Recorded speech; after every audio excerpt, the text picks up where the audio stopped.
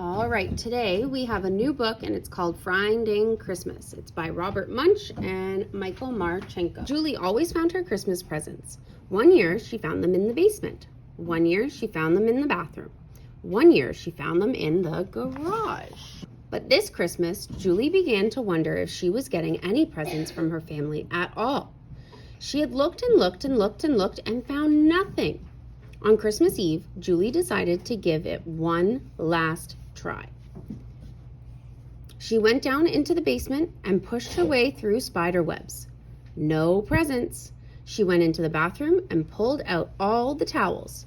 No presents. She went into her parents' bedroom and took all the clothes out of all the drawers and all the clothes out of all the closets. No presents. She moved everything out of the garage and looked underneath the car and behind the lawnmower. No presents. She called her friend who lived across the street and said, Denise, I have to look all over the house. There's nothing. Denise, I've looked all over the house. There is nothing here. It is Christmas Eve and there are no presents. None at all. No presents? Denise said. Stop. I'm looking over at your house and guess what I see on the roof? I know, said Julie. There is a Santa Claus with a sleigh. My mom and dad put that up this year. Isn't it neat? Yes, it is neat, said Denise.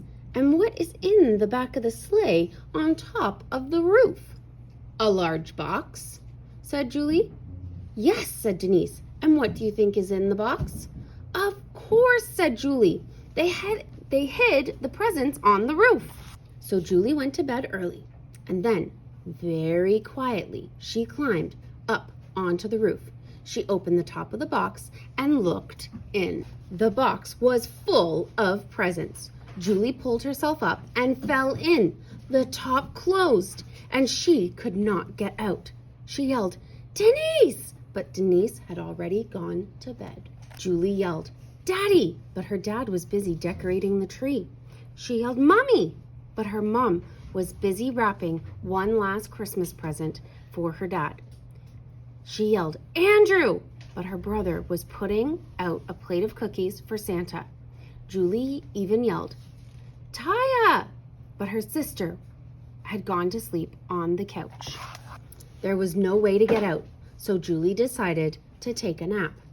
She lay down in the middle of the presents, wrapped herself in a blanket, and went to sleep. Very late that night, Julie's mom and dad went up onto the roof, got the box, and took it inside. Ha! Said Julie's dad.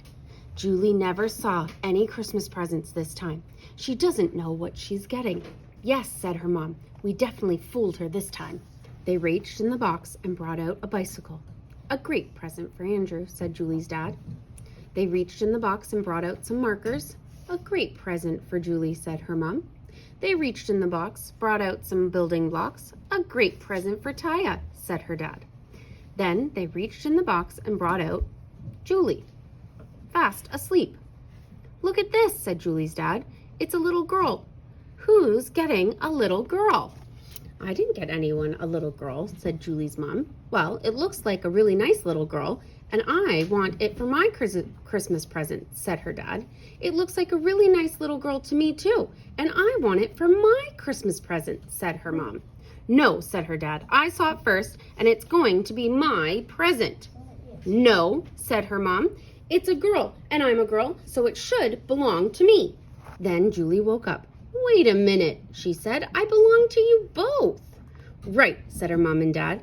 Then they gave her kisses and hugs and wrapped her up and put her under the Christmas tree with a label that said, To Mommy and Daddy. On Christmas morning, Andrew and Taya found Julie all wrapped up under the tree. So Andrew wrapped himself up and went under the tree. And Taya wrapped herself up and went under the tree.